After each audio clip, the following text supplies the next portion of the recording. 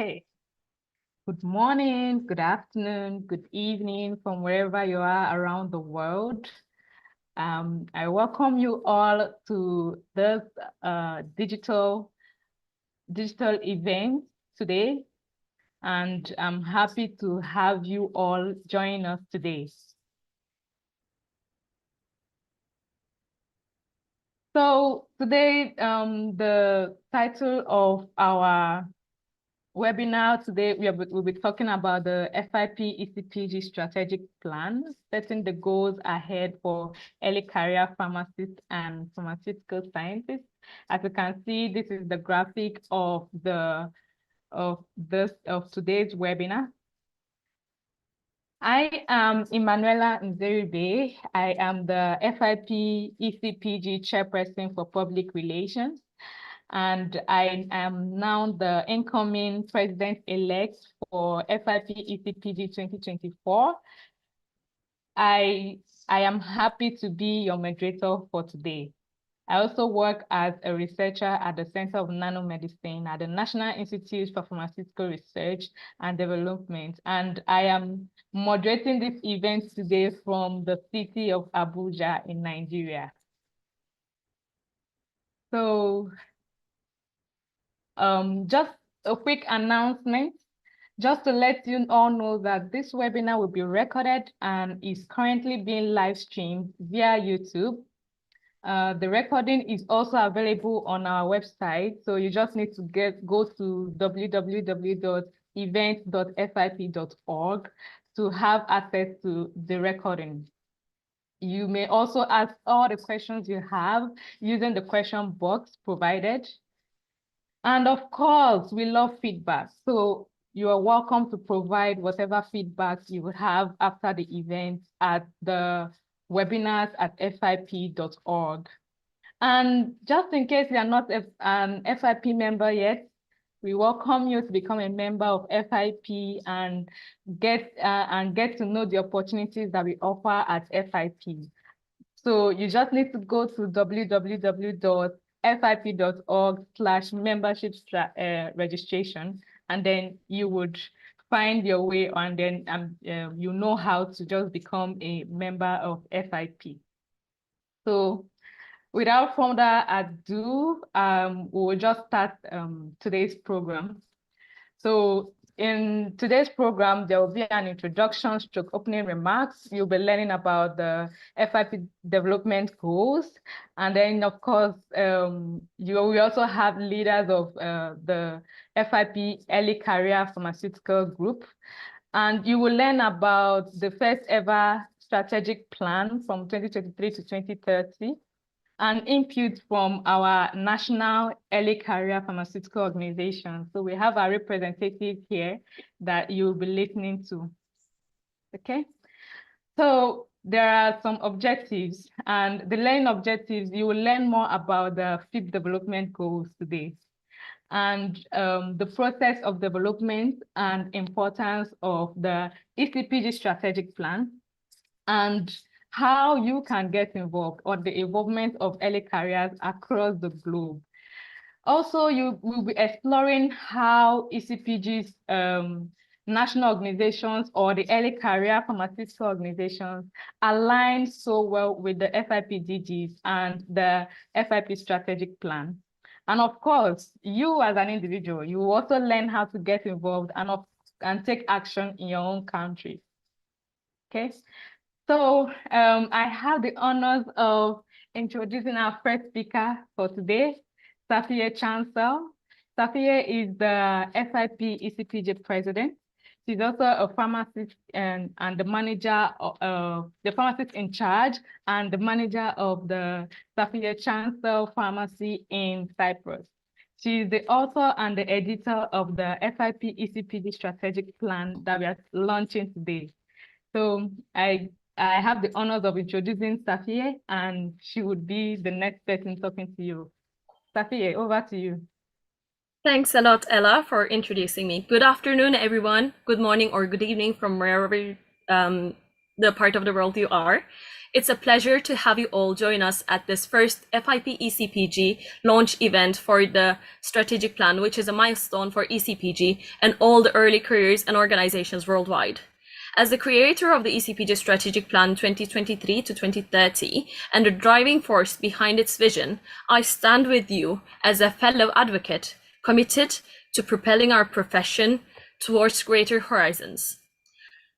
As we will move along the slides and go through the journey about the ECPG strategic plan, I will highlight the process behind the development of ECPG's future vision and strategic goals based on emerging trends in pharmacy practice, pharmaceutical sciences, education, and ECPG's members' feedback. So this strategic plan was born from countless hours of hard work, consultation, and collaboration, which encapsulates our commitment to promoting the values of the International Pharmaceutical Federation and advancing the pharmacy worldwide. As you see on the slide, I would like to give brief information about FIP, as it is the global leader of pharmacy profession and a non-governmental, non-political umbrella organization for over 4 million pharmacists worldwide, and pharmaceutical scientists and educators, which holds official relations with the World Health Organization since 1948, and having a vision of safe, effective, quality, and affordable access to medicines by everyone worldwide, and a mission of improving global health by supporting the advancement of pharmaceutical practice. Continuing with the next slide, I will briefly mention about ECPG for those of you that might not be aware of our recent updates. That's right now, since the end of 2022, ECPG is composed of early career professionals within FIP up to 8 years after graduation from their first pharmacy degree. We have been established officially in 2001 under the name of Young Pharmacist Group in FIP. And our aim is to promote the goals of FIP and be inclusive of ECPG membership and leading them to connect and take active roles in FIP projects and activities. And we're envisioning a future where early career professionals all over the world find their rightful position in their profession, either locally or nationally, and they make positive impact in their own communities.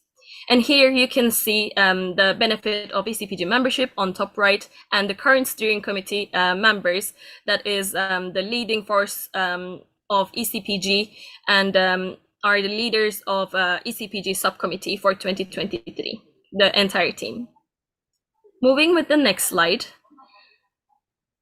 I would like to give brief information about our theme for this year and onwards for 2023.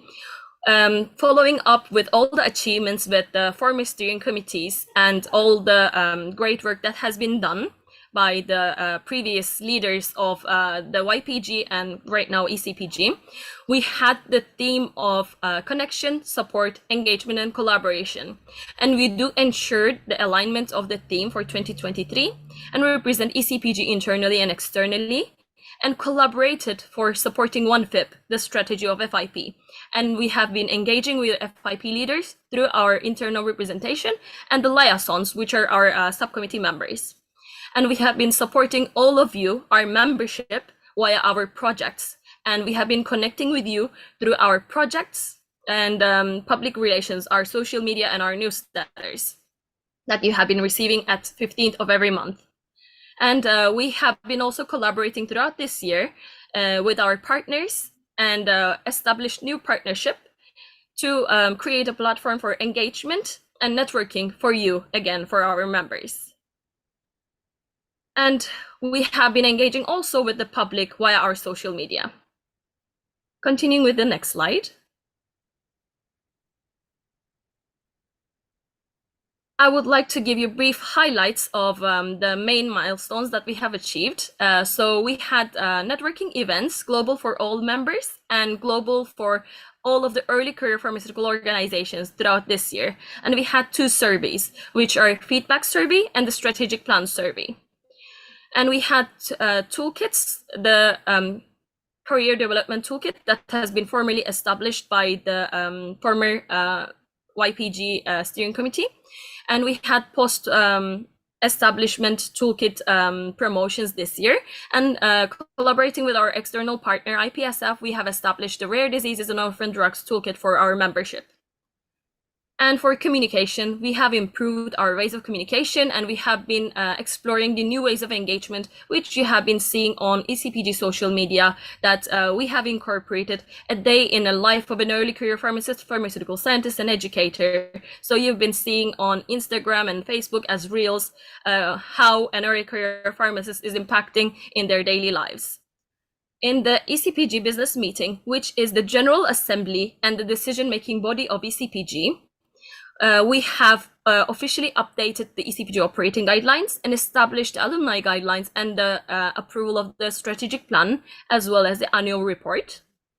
And under the FIP strategy, we have collaborated with the FIP Foundation for giving early careers globally scholarships, and also to fundraise for the foundation in order to be able to even offer to you more. And of course, we have been having joint projects with other FIP constituencies and supporting FIP while recruiting interns and creating more opportunities for you to be involved with us.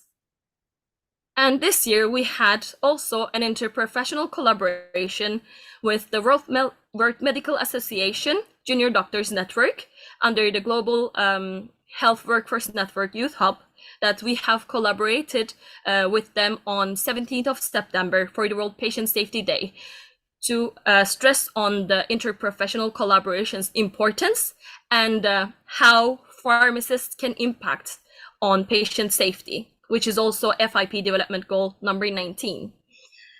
And as mentioned, with our external partner, IPSF, we have collaborated with them to establish the FIP World Congress Students and Early Career Pharmacist Package this year, and held pre-Congress sessions.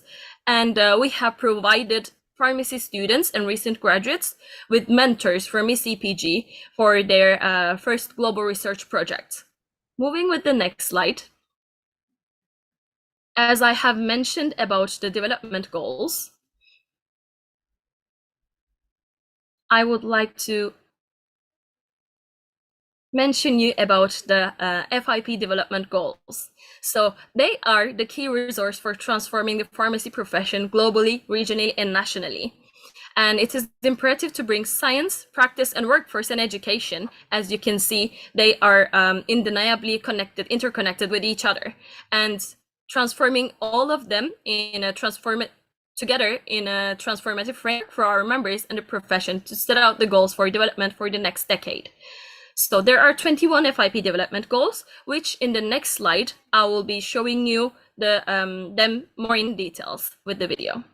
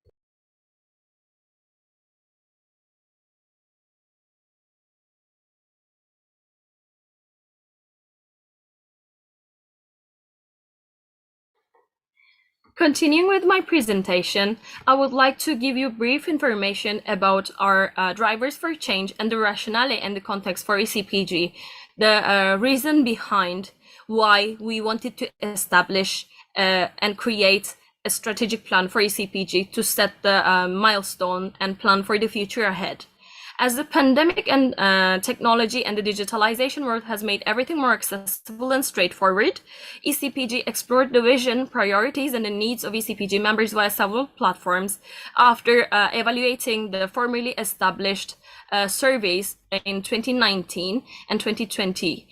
And after also seeing the progress report of FIP on the development goals, which you have seen in the previous video, we have used several platforms, including but not limited to the Google Forms and an online survey, Miro, as a tool for brainstorming and mapping the insights, and global virtual town hall meeting via Zoom in March earlier this year.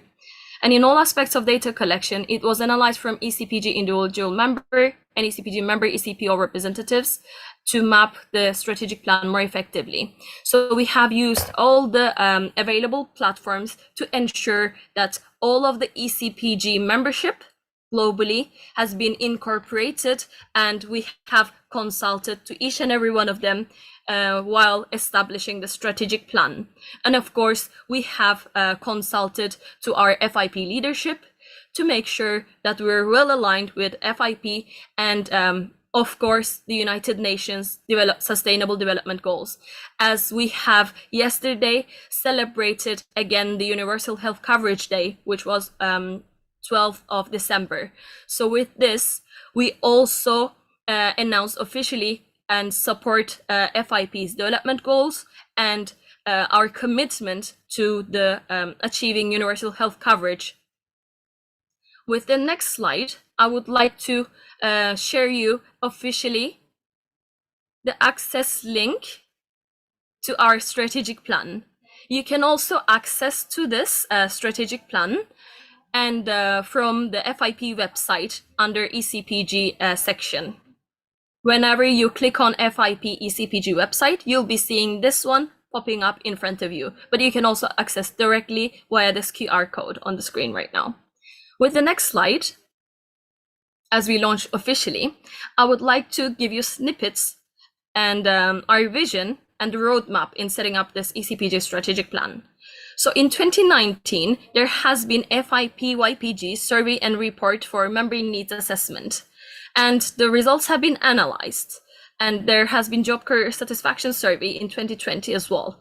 And after the establishment, as I have mentioned about the FIP development goals, in 2022, in order to be more inclusive of our membership and also to represent not only the young pharmacists, but also to represent all over the world early career pharmacists and pharmacy educators and the pharmaceutical scientists, we have updated our name to FIP Early Career Pharmaceutical Group, and the presidential term has been extended, and the eligibility of FIP ECPG membership has been extended to 8 years post-graduation from the first pharmacy degree.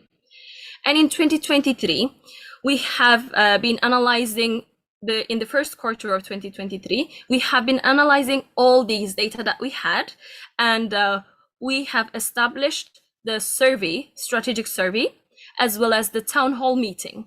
And in quarter 3 and quarter 4, we have been evaluating all in details and continuing with the consultations and feedback collection and insights from leaders from all over the world, and which led to us the strategic plan, the final version of it, that you have in every slide on top right as the QR code that you can access it after reading with your phone.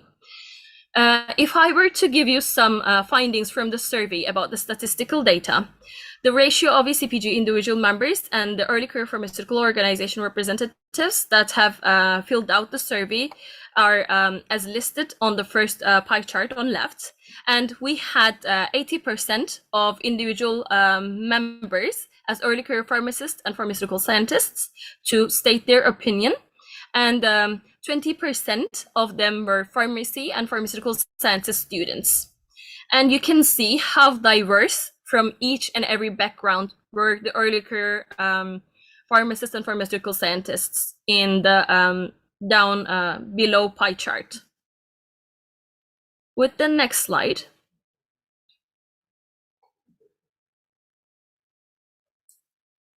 and after the analyzing and the findings of the strategic survey, we have, and of course the town hall meeting, we have these three priorities, the development goals, which are the leadership development, early career training strategies, and the policy and advocacy as top priority, top three priority, which we have used to focus our work in 2023, and will be continuing to work towards the primary essential goals that have been chosen and given feedback by our membership and the leaders. And you can see the secondary and the tertiary goals by our membership that has been stated and we have evaluated all together. In the next slide, I would like to map our strategic priorities and state you the vision for early career pharmacists, pharmaceutical scientists, and educators worldwide. The first strategic priority, based on our findings and our relentless efforts to advance pharmacy profession and early careers from the start of their profession, which is the advancing practice, science, and education with and for the early career pharmacists and pharmaceutical scientists and educators and students worldwide via ECPG projects. And the second priority is to support early career pharmacists and pharmaceutical scientists around the globe who have limited resources for professional organization involvement and research. The third strategic priority is to support and advocate for the inclusion of early career perspectives in policy development, advocacy, and decision-making, not only globally, but also locally, nationally, and regionally. Strategic priority for states the support for the early career pharmacists to fulfill their responsibilities towards society and colleagues in providing their services at a high professional and innovative level in this technology era. And 5, to provide opportunities for professional development, competency, networking, and mentoring for ECPG members. And 6, to foster leadership and engagement for early career members across FIP constituencies, forums, sections, and groups to support FIP strategy. As I have mentioned the strategic priorities and our work so far, and I will be mapping all of the development goals and what we have achieved so far in the objectives and the strategic priorities in the coming slides. This is why I wanted to point out to you the ECPG Steering Committee's annual report for 2023, which is 72 pages of condensed information and achievements of what we have done throughout this year. You can access via the QR on the screen and via the emails that you have received as ECPG members. You can also access it on our social media and ECPG website. As we start with mapping the DGs and the goals, the number one goal is to increase early career member engagement in local, national, and global pharmaceutical organizations. The first objective states to increase the engagement in FIP sections, special interest groups, FIP Ed, FIP Up, and the advisory groups, commission, and forums, and to evaluate the already existing resources and develop new initiatives to promote early career member participation in FIP activities, and to support ECPG members' involvement within and outside FIP by the time they end their early career period. So with this goal and objective, we align with 2, 6, and 13. And by this, to support, we have a working group of liaisons to ensure that ECPG members are well represented and are inclusive within FIP structure, and the early career perspectives are well represented everywhere, and that we have the early career pharmaceutical organizations network to promote their efforts to their nations on an international scale. The goal number 2 states to provide professional development, networking, and mentoring opportunities for early careers. And the objectives are listed below. in details, and I would like to move to the next slide to state the development goals that this falls with it. So to provide opportunities, basically, this would be supporting goal number 2. The activities that we have done was to modification of the ECPG, already existing ECPG mentorship program, to relaunch it in July 2023 to match the mentees and mentors of their preference. So usually it has been before, automatically ECPG has been matching the mentees with their mentors. But this time we have provided the mentees the opportunity to select their own mentors based on their needs. So we've had several decision-making interview events in order to make sure that they are matched 100% and that they will be making the most of their mentorship program experience, that their professional needs and requirements are fulfilled 100%. And we've hosted networking events, 2 global virtual networking events. One of them was the town hall meeting that I have mentioned in March 2023 on 25th of March. And we've also had the second for the Early Career Pharmaceutical Organization. Global representatives of the ECPOs have joined us on 12th of September before the World Congress. And during the World Congress, we have hosted on-site networking events throughout the FIP World Congress in Brisbane at the FIP ECPG booth every day. And you can see screenshots of the networking events and the mentees and mentors for this year. For goal number 3, we have established it to support early career pharmacists and pharmaceutical scientists with limited resources for professional organization involvement and research. So this aligns with the 6 of the FIP development goals, where the objective is to provide and promote grants and scholarships for early career members to attend FIP events and conferences, and also develop and deliver webinars and other online and offline resources to support early career members' research and professional development. So for that, what we have achieved this year, if we move to the next slide,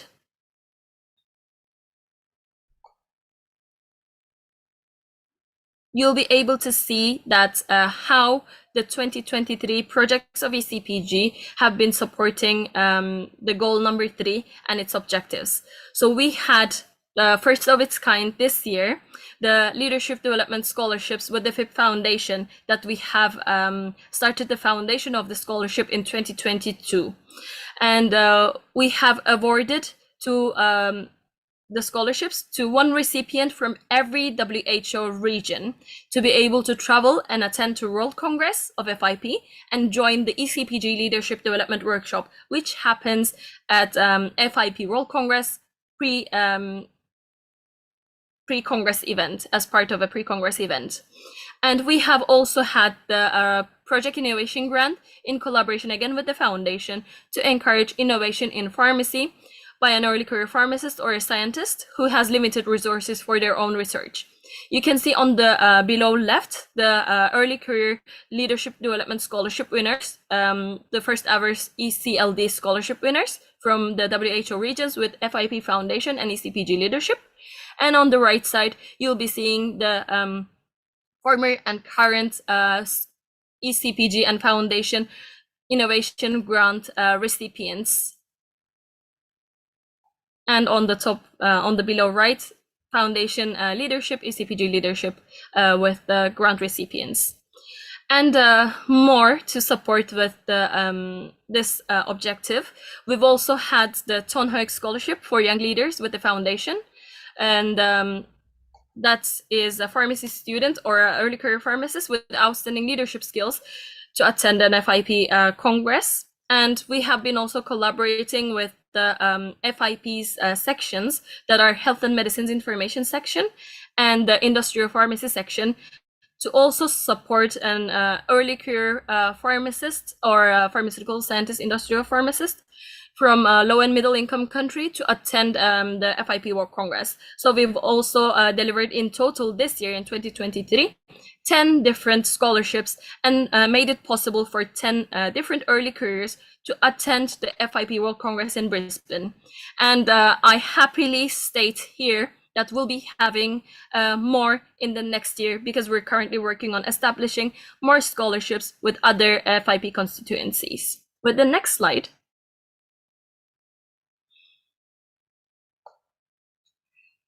We'll move on to the goal number 4, which is to increase awareness of the role and value of early career pharmacists and pharmaceutical scientists and educators. And the objective under this goal is to improve the ECPG communication strategy and develop new ways to promote and raise awareness of the contribution and the potential of the early career members, and collaborate within FIP and other stakeholders to advocate for the inclusion of early career perspectives in policy development and decision making. This goal and its objectives are aligning well with the development goals listed on the screen: policy development, equity and equality, digital health, working with others, sustainability in pharmacy, and pharmacy intelligence in order. Moving with the next slide, I would like to show you supporting evidence and what we have achieved in 2023, as with the digest slide that I have shown you about the interprofessional collaboration with our external stakeholders, partners, is the World Patient Safety, you can see on the below left. And in the middle, you can see again a collaboration between our external partner that is from the World Health Assembly, from a strategic roundtable, which was on ending tuberculosis after the strategic roundtable. And below right, again, which is from the World Health Assembly's site events that has happened with IFPMA, and from our partner from IFPMA Hyper, and again, external partner IPSF and FIP ECPG team members. So we have had FIP ECPG members included in FIP's policy committees, and we have established external partnerships to promote the value and the perspectives of early careers in the pharmacy profession, and of course to other professions, healthcare professions. The goal number 5 is on enhancing the diversity, equity, competency, and inclusion of early career members in the profession, which helps us to focus on the objective to develop and implement initiatives to support the recruitment and retention of early career members from underrepresented groups, and to develop and implement practices that promote diversity, equity, and inclusion within ECPG and FIP. And objective 5.3 is to develop and increase the number of programs for competency. And it is aligning with the 6 development goals that are early career training strategy, competency development, academic capacity, equity and equality, leadership development, continuing professional development strategies, quality assurance, impact and outcomes, and the digital health. With the next slide, again, I would like to point out the evidence and what we have done in 2023 and will continue to work on in 2024 is that to have ECPG steering committee and or subcommittee members from all the 6 WHO regions and ensuring diversity within the team. Right now, as I have shown you in my first slide of ECPG, is that we're having 3 female and 2 male members and representing the regions Europe, Americas, and Africa, having a representation of all of the WHO regions for our entire team in the subcommittee members as well. And we have been offering opportunities for involvement for ECPG members to ensure equity and equality. So ECPG membership have been involved in insight boards that have been organized by FIP, and we have been offering, with support from the FIP HQ, internships for ECPG members, and we have been also involved in ECPG as the ECPG president. I have been involved in FIP member consultations. And to give you the exact numbers, we had 8 ECPG interns this year throughout 2023 to work with FIP projects that you have been seeing. FIP has been publishing the reports with from the insight boards and the other projects. And we have been also offering programs and workshops for early careers competency development, especially in artificial intelligence and digital health, to make sure that we are preparing ourselves well for this technology era in this emerging trends. With the next slide, I would like to show you some more information on this goals, that fostering innovation and entrepreneurship among early career members, which also aligns the most with digital health, early career training strategy, and working with others to develop and deliver training programs and resources to support early careers in developing innovative and entrepreneurial skills, and establish partnerships with other stakeholders to support early careers in developing and implementing innovative solutions to the challenges in the profession. With the next slide, I will again show you what we have accomplished in collaboration with our external partners, that we have established a partnership with IDAR and collaborated with IPSF as well to support early careers in training in digital health and artificial intelligence. And we have hosted first of its kind pre-congress events, 2 days workshops and healthcare hackathon for ECPG and IPSF members before the FIP Congress started. And with support from the FIP Technology Advisory Group, and we have challenged and supported early careers needs in innovation and competency development through partnerships and provision. You can see on below left, the artificial intelligence in a lab box session, and below right, the healthcare hackathon participants improving life quality. And we have delivered 3 problem statements, and all of the groups have come up with innovative solutions from the healthcare hackathon session at the World Congress. The goal number 7 is about capacity building to achieve FIP ECPG's mission and the strategic priorities.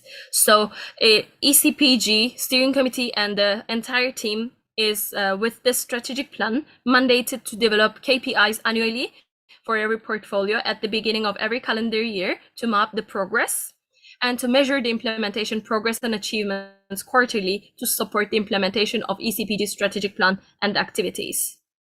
With the next slide, I would like to show you how this actually supports all of the FIP development goals, and we have shown you throughout the former slides with this last goal in the strategic plan, that all of the primary, secondary, and tertiary development goals will be supported, and that will be helping us to ensure that the ECPG strategic plan will be achieved until the specified timeline, which is until 2030, similarly to the UN SDGs and the FIP development goals.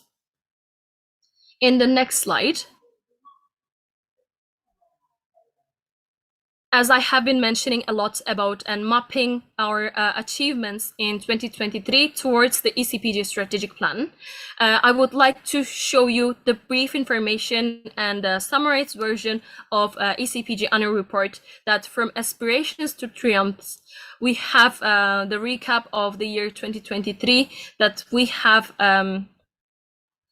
4 ECPG tailored digital events this year, and this will be the 5th ECPG specific event. This is the 5th event, and we had 3 new early career pharmaceutical organizations joining to our ECPO network, and we had networking sessions, and 5 mentees that have been joining the FIP ECPG mentorship program.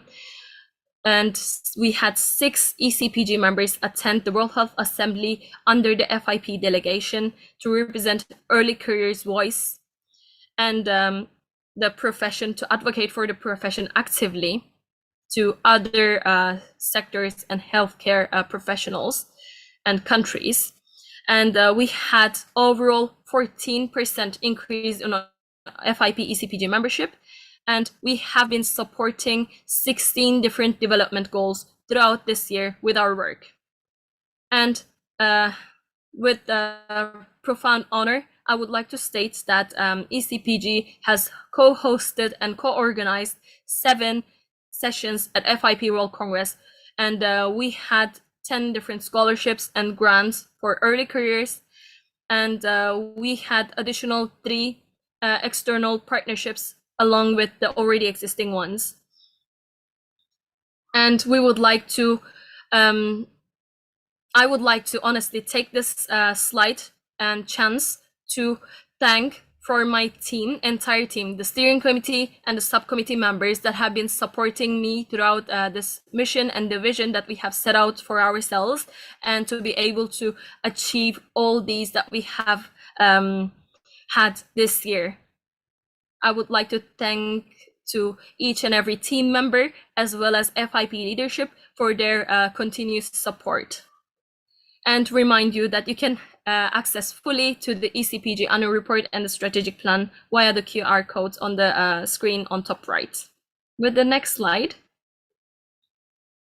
coming closer to the end of my part of the presentation, I would like to ask you to get involved in ECPG to make sure that your voice is well represented and that we do include you in our decision making by becoming a member to take local, national, and global action with us. And as you might be having question marks in your head, I wanted to point this slide out to guide you through the way of becoming a member to FIP and ECPG. So all of the early career pharmacists, pharmaceutical scientists, and students and representatives of the ECPOs who have graduated less than 8 years ago from their first degree in pharmacy, or the pharmaceutical scientists, irrespective of their bachelor's, master's, PhD, or PharmD degree, they can automatically become a member of ECPG as a member of FIP. So the only thing that you need to do is to visit join.fip.org, and the website will be automatically guiding you through the application. And you can see that the membership fee will be based on your country's income. It will be ranging depending on the country income level. And you will see that what we have offered for our membership and what FIP is offering on the summarized slide, on summarized art on the left side of the presentation. With the next slide, I would like to accept any of your questions and thank you all for listening to my part, and pass the floor to our moderator for today, Ella. Thanks a lot. Wow, wow, wow. That was a whole lot to take in. Thank you so much, Safiye, for that very detailed and insightful information on the strategic plan. As you can see, she said a whole lot with regards to what we did this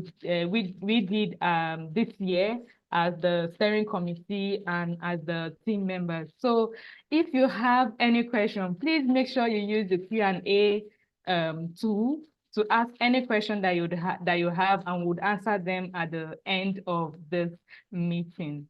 Thank you very much once again, Safiye, for that very insightful and detailed explanation on the strategic plan. So we are going to the next part of this webinar, and I have the pleasure of introducing our second speaker. So right now, Safiye has said a whole lot with regards to what the steering committee under FIP CPG has done and how it has aligned so well with the FIP development goals. Right now, we'll be moving to talk extensively on what the ECPOs, the national organizations, have done their activities and how they have aligned with our strategic plan and the FIP development goals. So without further ado, I have the pleasure of introducing Ms. Kimi Lenweyaku, who is the president of the Asian Young Pharmacists Group. Her tenure is was from 2022 to 2024. She's the academic event manager at the Pharmaceutical Association of Thailand under royal patronage. She is also serving in IPSF as the advisory board. So she will be here talking to us about from from global to the Asian continent, how early career pharmaceutical organizations have changed the world. Over to you, Kimi. Thank you. Thank you so much, Ella. Thank you for a very very insightful introduction about myself. And hello, everyone. Good afternoon, good evening to everyone who attending this session from all over the world. Again, my name is Waranyuleng Viriyakun. I'm from a young pharmacist from Thailand. You guys can call me Kimi, currently a president of the Asian Young Pharmacist Group. As Ella mentioned, that I would be the person who will talking about how in Asia, we're doing the activities among young pharmacists to be able to align with the FIP ECPG development goals that Sophia has just presented to you guys, that very informative and also very in details about the activity and also what they are planning to do.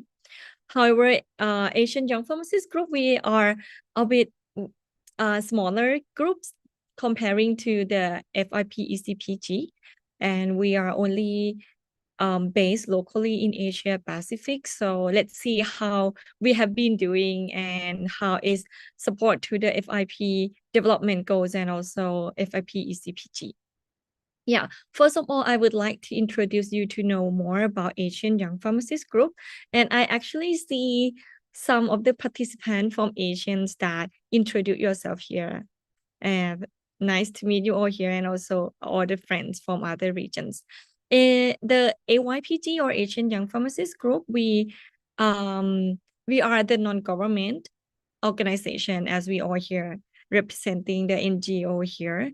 And the vision for our organization is to encourage the young pharmacists to have an active role in defining the future of pharmacy practice in the Asia Pacific. Our current members is, we currently have 12 members, which are Indonesia, Taiwan, Malaysia, Philippines, Japan, South Korea, Singapore, Hong Kong, Cambodia, Thailand, Bangladesh, and Myanmar. But we still are looking for more members in the future. So if you are here from the Asia Pacific countries and you are interested to join AYPG, please do not hesitate to contact me or my team. Yeah. And in the next slide, I would like to tell you more. Next slide, please, Ella. Yeah, hi from Pakistan. Please contact us in the email.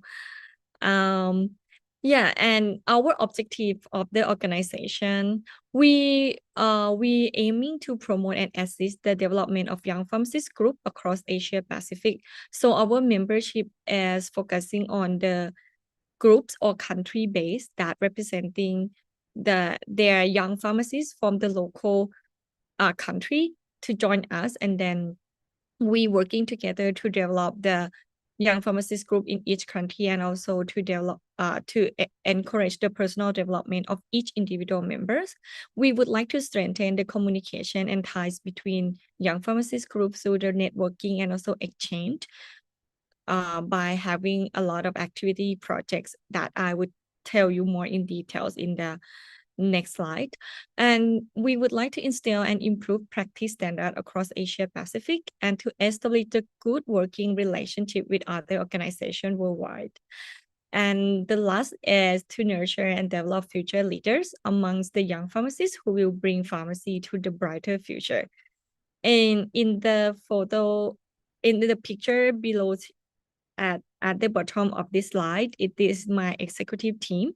I would like to showcase their face here. So as me as the president, and on the bottom left is my immediate past president, Tracy from Singapore. On the right bottom is Anggun from Indonesia, is my president-elect. And I have the top left, Amy or Yen Ting Wang from Taiwan as the Secretary General. I have Stanley from Indonesia as my project chairperson, and also Jane from Taiwan as the public engagement chairperson. So comparing to the ECPG, we still a smaller group of working group, but still, yeah, right now I assist here and also listen to what Sophia present. I got a lot of ideas and also plan that how the Asian Young Pharmacist Group can follow the steps and also becoming a bigger community in the future. And next slide. Yeah, a bit of history. We has been established on 2011 and has been going through a lot of discussion, a lot of events and meetings until right now. We have our latest business meeting in Taipei, Taiwan, in October, and currently has 12 members. And yes, that's it for this slide. Next, please. And yeah,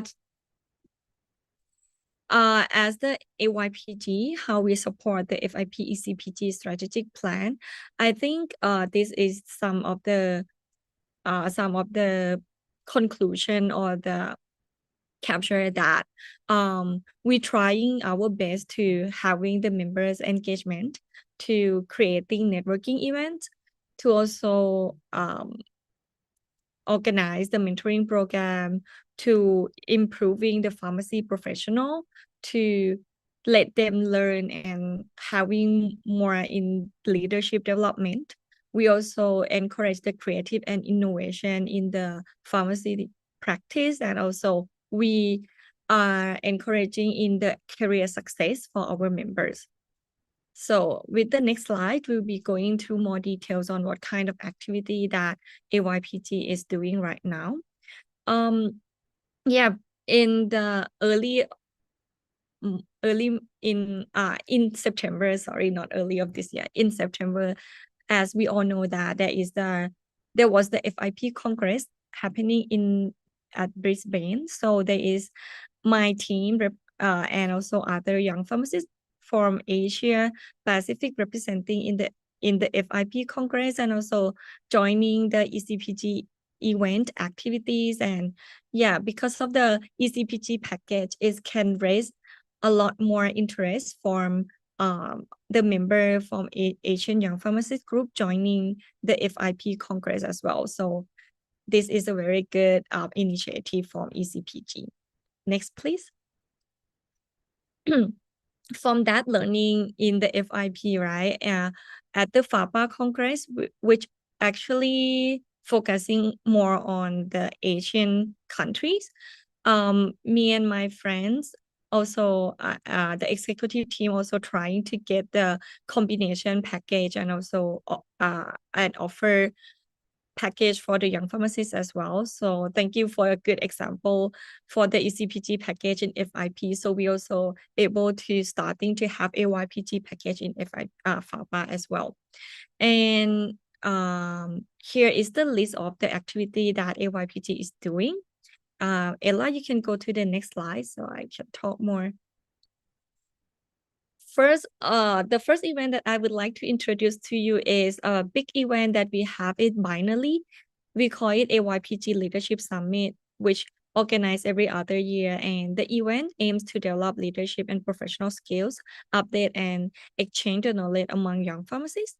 We having one this year in Taiwan, and the next AYPG Leadership Summit in 2025 will be in Indonesia.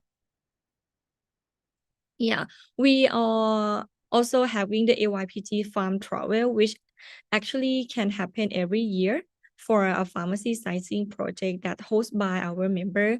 So the host will bring us to visit the pharmaceutical industry, pharmacy, hospital, networking, and traveling within the host country. And we also having the AYPG Awards to award the outstanding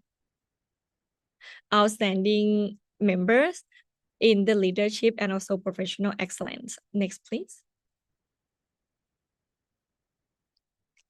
And yeah, we have AYPG mentorship program starting from 2022, and we're still continuing.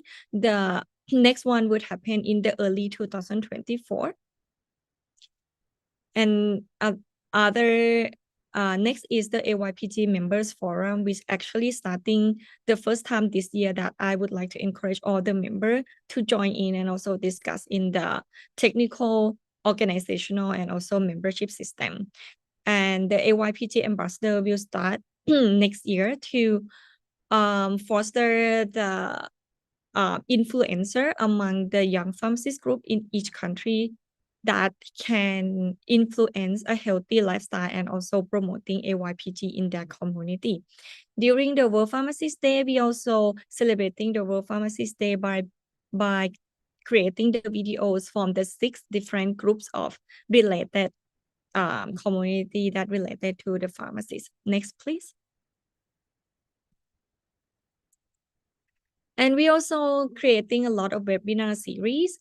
This year, we're having the post-pandemic series, and also there are a lot of other webinars that happening previously. Ella, you can click to the next to show them the topics. We are having the innovative telepharmacy, COVID-19 vaccines, and also automation in pharmacy. And we also having a career path in each of the pharmacy field as well. And next, please. Yeah, there also another very light event that the members can engage. So there is the Instagram story takeover. So they can take over our Instagram account for one day to sharing their daily basis at work.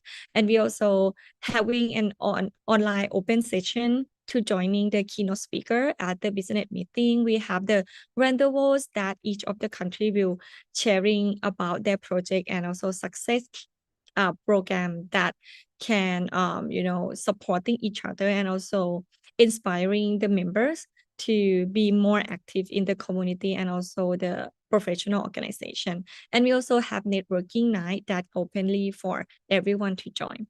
Yes, and to conclude again with this 7 focus that AYPG would like to support FIP ECPG strategic plan. And that's all for my presentation. Thank you so much for having me here. And back to you, Ella. Wow, thank you so much, Kimi, for that very insightful list of events and activities that AYPG has been doing. And I know deep down our audience are asking a lot of questions on how they can get involved.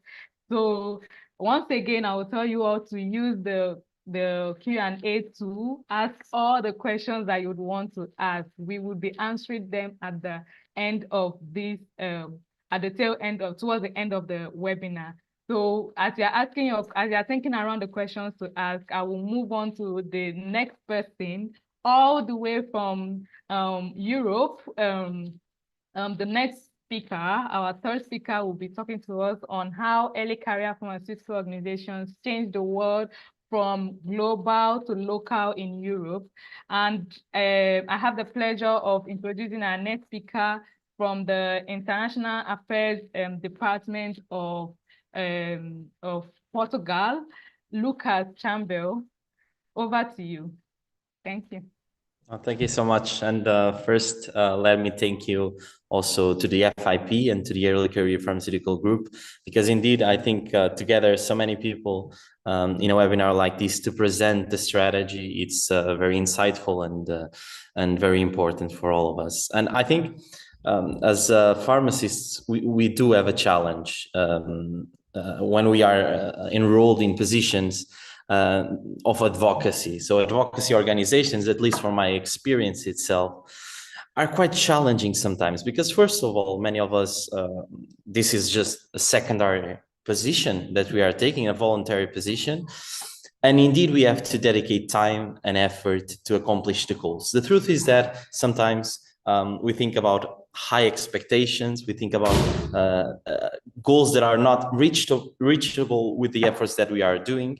And it's really hard to try to understand how can we divide the goals that we have into some strategic actions that we can contribute to the world and we can really change the world from global to local. And this is really the challenge for me. So, and I think organizations like FIP and the Early Career Pharmaceutical Group, really have a role, because sometimes the national reality, and this is something that I would like to talk on my presentation, can really benefit from the international perspective, because the challenges are different from country to country, of course, but there's similarities in some of the responses that we can do to change really the profession and the world. So next slide, please. So I want to tell you a little bit about the organization that I'm representing, so the Portuguese Association of Young Pharmacists.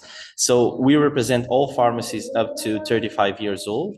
And it's interesting because so the next year we will be celebrating 35 years of existence. So it's also meaningful that this date is very important also for us to really think about the organization and what was the impact in the sector and in Portugal for the actions that were taken.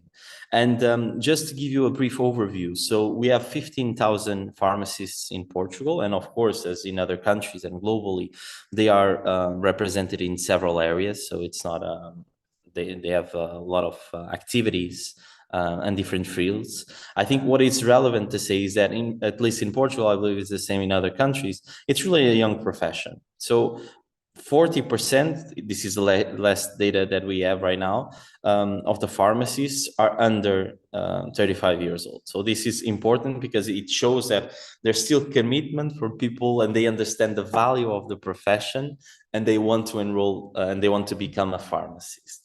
And so our goal and our commitment is to represent this pharmacist itself. And we do value a lot the partnerships that we can do with the pharmaceutical societies, with the other organizations that are representative from the sector itself, and others that maybe they are a little bit out of scope of what we think, but like youth organizations in Portugal or academic organizations are really important for our activity. And in terms of focus, as I started to tell you, I think we have a lot of organizations in Portugal that are focused on the development of pharmacists, and they do it well.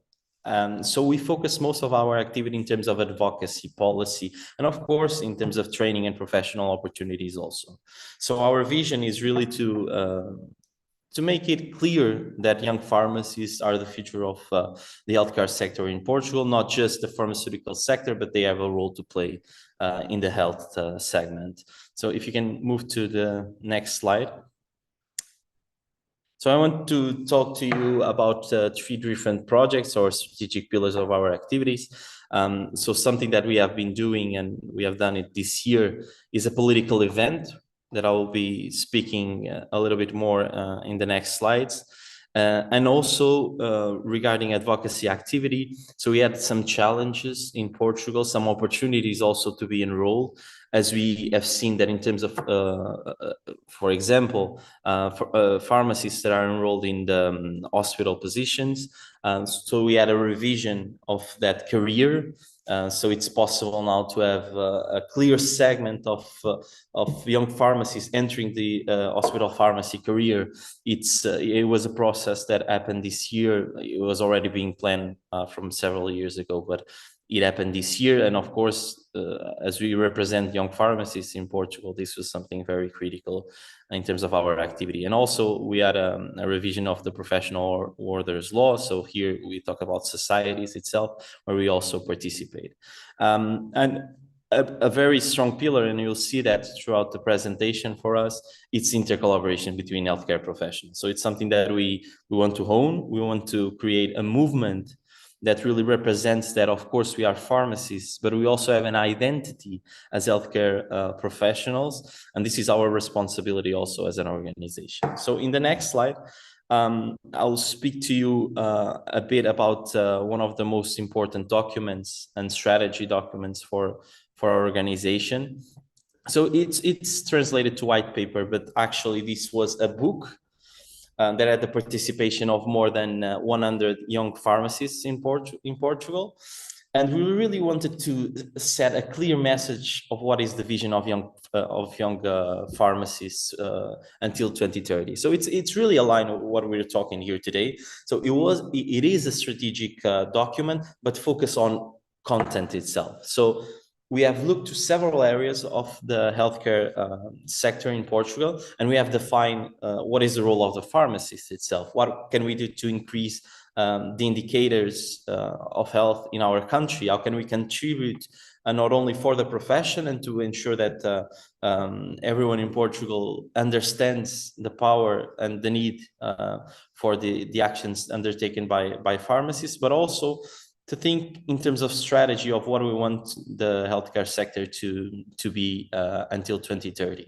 So this was the purpose. And I have to say, I was not surprised, but of course it's a good sign when you have 100 young pharmacists that are willing to give some time, because it's not their job, to really to create these 40 measures on emerging topics for the valorization of young pharmacists in Portugal. So just to give you a brief overview of 3 chapters that we have in this white book, in this white paper, this vision of the young pharmacists. So the first one that I wanted to highlight is the need to have a more informed society for health and well-being. So this clearly aligns of what we've been talking here today. So it's not just understanding the role of pharmacists in their daily tasks more related to the medicine itself, but also what is our role as a public health agent also here in Portugal. And the second one that I want to present briefly, it's regarding health data. So we know that it's a topic that it's been discussed a lot. I was in Brisbane and I saw it, that FIP has a really bold strategy, but also wants to discuss this topic in terms of health data and also AI and other topics itself. But it's something that also we have strategized in this document. And the other one that I want to highlight here is the intervention of the pharmaceutical intervention in terms of the population itself. So I have just mentioned here some of the goals, the development goals that are connected. Of course, there's much more. These ones, the ones that I identified, and also the strategy. So in this first one, just highlighting some of the measures that we think that are critical and that we've worked with our members. As I told you, so we feel that there's a need to reinforce the role of healthcare professionals, also to increase the levels of health literacy here in Portugal. So I think that's a responsibility that it's not as much direct sometimes, like in terms of the pharmaceutical intervention, but it's important. Also, we also feel that it's important for us to collaborate with government and with other institutions to understand how can we prioritize health education in the education system here in Portugal. And something that I'm quite proud that these pharmacists have come to the conclusion, it's also that associations, organizations that represent people that are living with some kind of illness need to be closer to the healthcare professionals, need to work with pharmaceuticals. Sometimes here in Portugal, and I think it's something very common also in other countries, with talk about putting the patient, the person in the center of the system. And the truth is that we are trying to apply that strategy also here in Portugal, but it seems like the healthcare professionals are just they are putting the patient in the center, but often they are on the margins itself. So we need to understand how can we better act and strategize to ensure that this is a reality here. And of course, also there's a need for the citizen itself to make a commitment to their health, and we also have some measures in this document. So moving to the next slide. So in the second one, the second chapter, it's important for us to talk about health data, of course, and I have to mention that here Portugal has made has taken some measures to that are here in this white book, but are already happening in Portugal, and that's a good sign. Of course, we are not taking ownership that it's because of this document or the work that we've been doing in terms of advocacy. It's a work that all the organizations in Portugal, pharmaceutical organizations, are doing, but we made a contribution for this to happen. So when we talked about democratized access to secure digital infrastructure, interoperability is still a challenge, but things like electronic health records and efficient communication channels between healthcare professionals. It's something that it's happening in Portugal, that the government looked at this topic as a priority, and it's already happening right now. So it's not, of course, 100%, but we can see that some measures are being taken. And in the next slide, just to give you the last example of the chapter that I think it's very important, of course, it's really to understand what is the role of the pharmacist here in Portugal, and how can young pharmacists also modify the perception that of the role and the pharmaceutical intervention in Portugal. So we do believe that there's a need to reinforce the clinical intervention in the community by pharmacists, and also to strengthen areas such as health technologies and pharmacovigilance. So this is really a chapter where we've talked with our colleagues to understand what is the responsibilities also that we want to have in the future. You can see the enable the renewal of chronic prescriptions. It's something that is also happening here in Portugal. So this white paper was done 2 years ago, and it's good to see that some changes are already being done to address these concerns that we have presented to the government, to the parliament, and other stakeholders. So, and if you can just click the play on the video. I also want to talk to you about another initiative that we had here in Portugal. So we have organized an event that I think was something different from what an organization we're used to do here in Portugal, an event that was held in the parliament. With the collaboration of the Health Commission of the Parliament. So they approved the program itself. They worked with us in terms of speakers and also the outcomes of the meeting. And this was sometimes we say that advocacy movements are not that close to politics, or even like young people are not that committed to participate in terms of politics and other activities. But this was something that showed us that it's possible to work with the government organizations to bring discussions on the healthcare sector in Portugal and the role of pharmacists. So I think it was something that we were looking forward to do in the last few years, and we have been able to do it this year with a success. And moving to the next slide. No, now the video is working, but it was just showing a little bit of the events and some of the recordings. And what I want to talk to you, and this is something that I would like to inspire other people to do in other countries, is that when I said that in Portugal we have this mentality to really think about pharmacists, but also as healthcare professionals, this is something that I mean it. And we've seen in students a few years ago that students have gathered the organizations that work in the healthcare sector, and they have created a forum for to discuss health as a whole. And this inspired also the young professional organizations here in Portugal to launch a new platform for young healthcare professionals. And the reason why I highlight this in this presentation, it's really because sometimes we look at these professions as isolated islands. And we need to, I remember that I have to share with you. So the first meeting that I went with all these professionals, I started to think, okay, we have our challenges as pharmacists, but other professions have it too. So we need to think about ways to solve all the challenge itself by a coordinated approach. And something that we did, and we are also thinking about doing this next year with the elections in Portugal, is that often, as you know, and I bet the FIP has the same experience, when there are elections or important moments, it's the time also to speak with the government and with the political parties about what they are trying to address in their manifestos or in their electoral programs. And instead of going, instead of the Portuguese Association for Young Pharmacists going to speak with all the parties itself, explaining what are the priorities for pharmacists in Portugal, what we did and intend to do next year also is to join all of these healthcare organizations that represent young professionals, and we go together.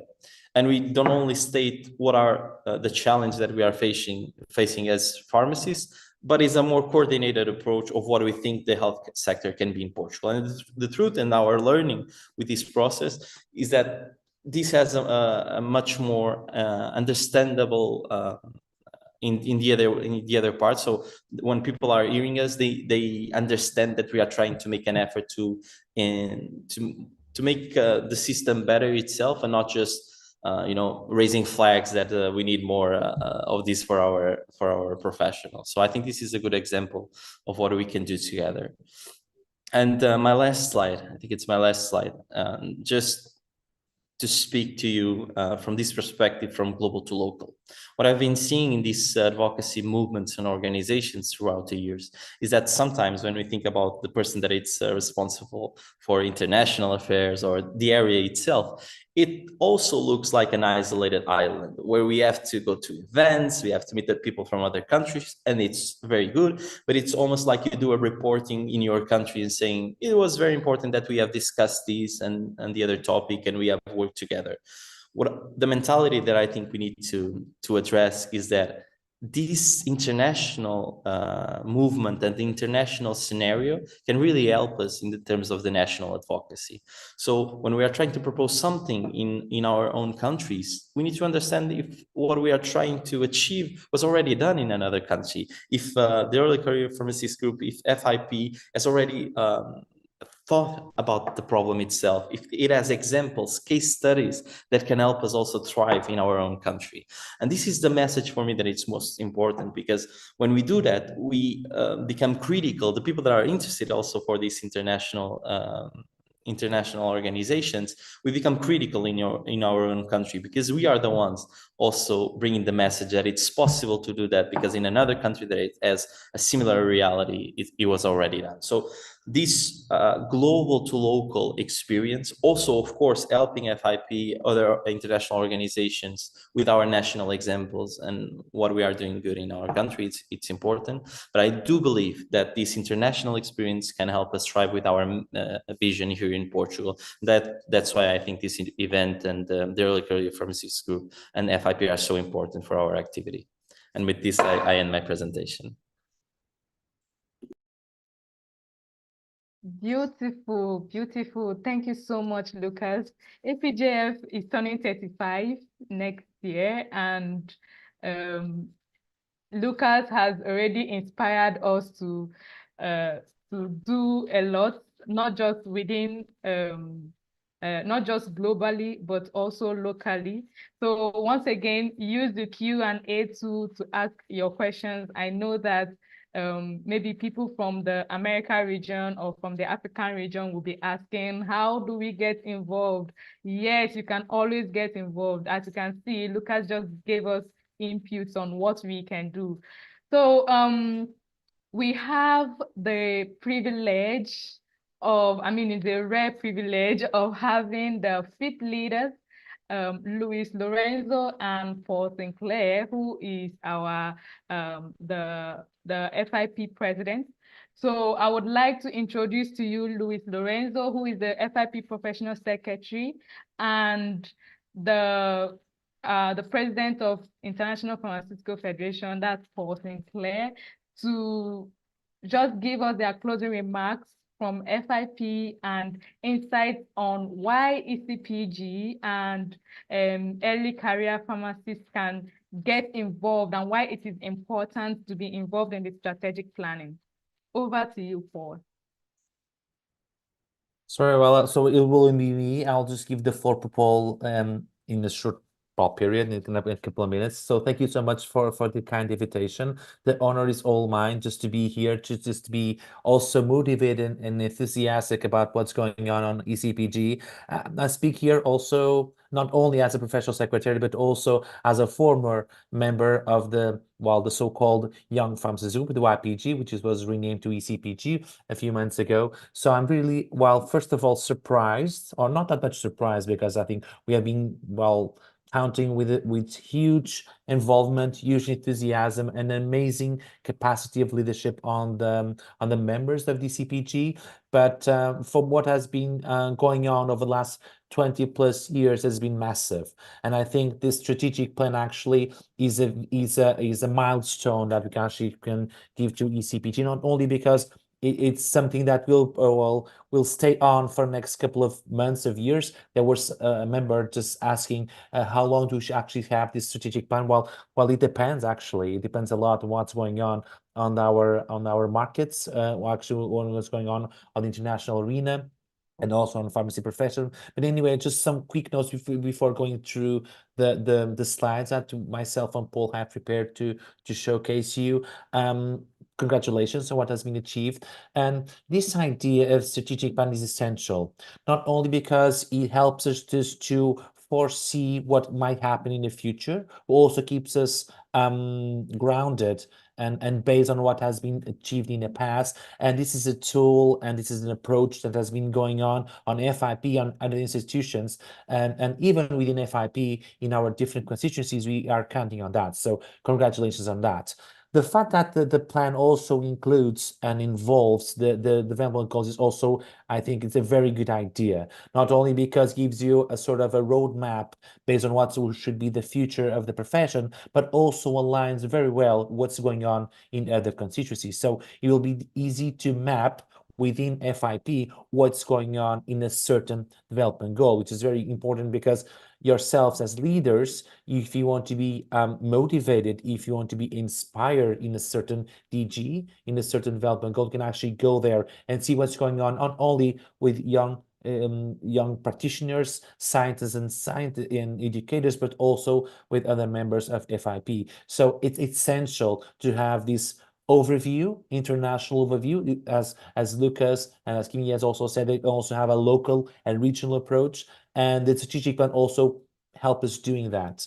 On the other hand, I think it's also very important to understand that the views of young members of the profession is essential for the future of the institutions and the profession itself. Not only because those members, we are now young actually, would move forward in their career, which is very good, but they have a unique perspective. What we've seen, and that depends in some jurisdictions, but we have a huge amount of people and youngsters coming into the profession. We have seen that in Portugal, where I also practice myself, but you can see that also in other jurisdictions. So it's essential to start involving these members on the discussions and also on decisions, because that will actually shorten the learning curve.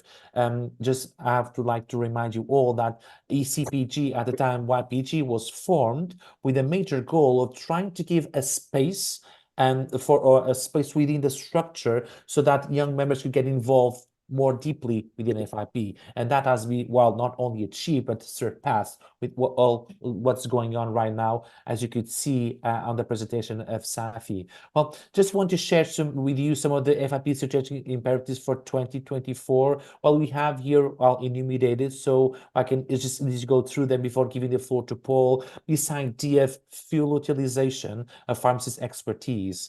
Well, actually going backwards, so I can go on the first slide then. Well, I'll wait, maybe, yeah, the previous one. I was thinking about going to the second one, then to the first one.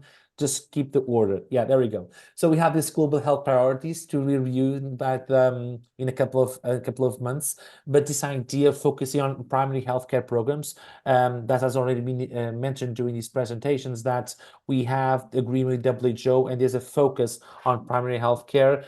The program of antimicrobial stewardship, and also the humanitarian program, which was actually always a priority on FIP. MAPS, the military and emergency pharmacy section, will celebrate 70 years as a huge focus on humanitarian issues. But due to the last couple of events that we had worldwide, actually got up in our scale of priorities. And then regarding professional priorities, well, we have the patient safety programs, also on the prevention, the NCDs, non-communicable disease programs, who actually have amazing toolkits and the booklets to implementation nationwide. The equity and equality programs, also includes the FIP-wise, and of course sustainability. This buzzword this also has arrived a few, I would say, years ago, is also part of the work of FIP and the priority for 23 and 24, and how we actually deliver what are the deliverables regarding these programs. We have the transformation programs, the working groups, we have the education and practice and science all together.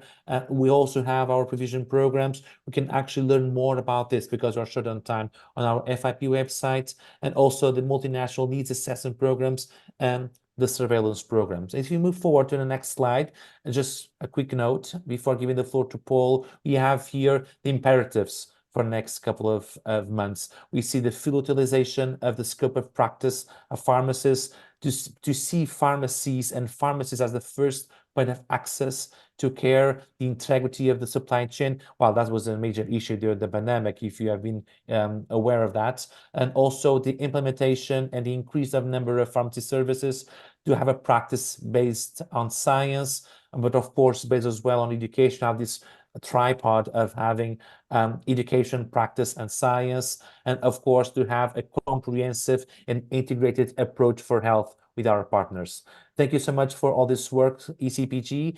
Please count with myself and the Bureau on assisting on your goals, which are actually the goals of the profession. And with no further ado, I'll just give the floor to Paul. So thank you. Thank you, Luis. Oh. There we go. I think my video is now working. Thank you, Luis. And we might have the next slide.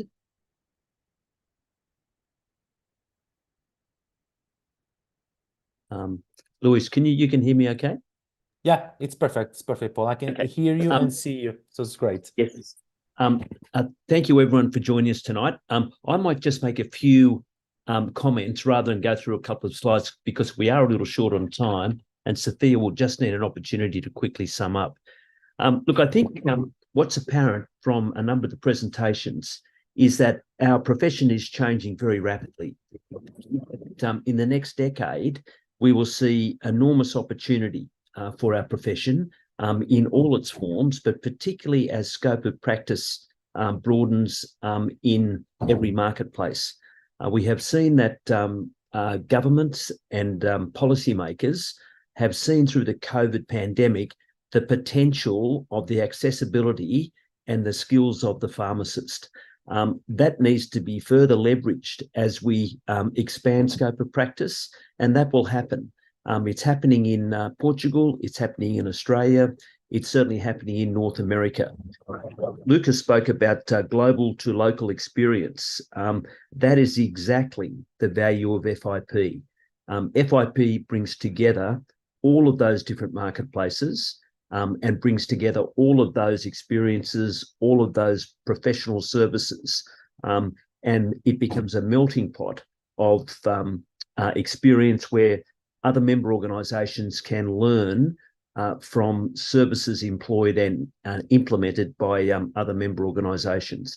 Things such as the Global Pharmaceutical Observatory will become a silo for data, global data, which can be used, interrogated, and then applied by member organisations. Just very quickly, the next slide, if we might. Thanks, Salah.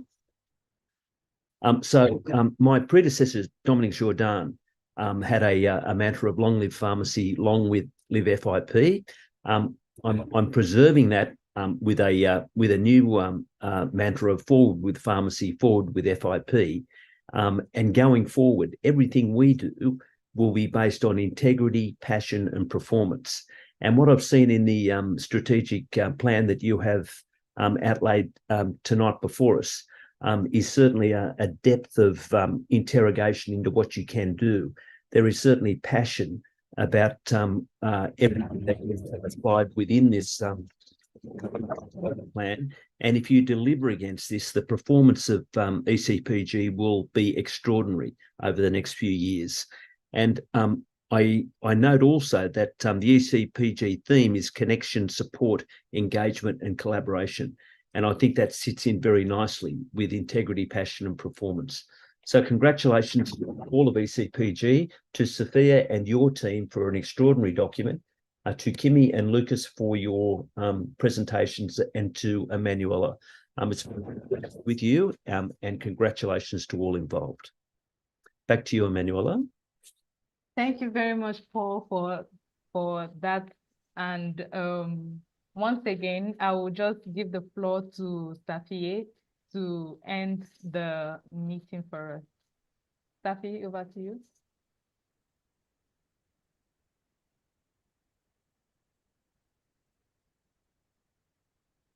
Safie, are you there?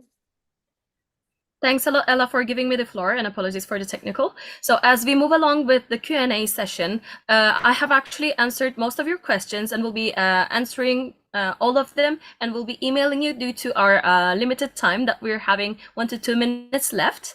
So most of your questions are already answered in the Q&A box. And in case that you would be having more questions after the event, feel free to send us an email at ecpg@fip.org, and that will be happily sending you back the answers. And for all of the attendees of this digital event, we'll be collecting your email addresses and sending you the compiled answers to those questions.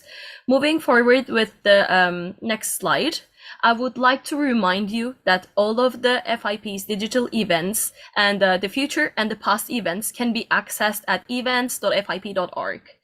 And last but not least, I would like to state to you, in case that you haven't seen yet on social media and FIP's accounts, that our next World Congress will be in 2024 in Cape Town, South Africa, with the theme of innovating for the future of healthcare between 1st to 4th of September in 2024. And I would like to happily announce to you, and with a profound honor, that we'll be having the second special package for students and early career pharmacists, pharmaceutical scientists, and educators, and exclusive package and pre-Congress program for all of you to join with a special rate for the World Congress in South Africa next year. And I would like to thank all of our speakers and FIP leaders for being with us and for all of your continuous support for ECPG that you have been giving. And I would like to invite you all to follow our social media accounts for FIP and ECPG as shown on the screen, and wish you a great rest of your day. Thank you for joining us. Thank you everyone for joining us, and have a great day.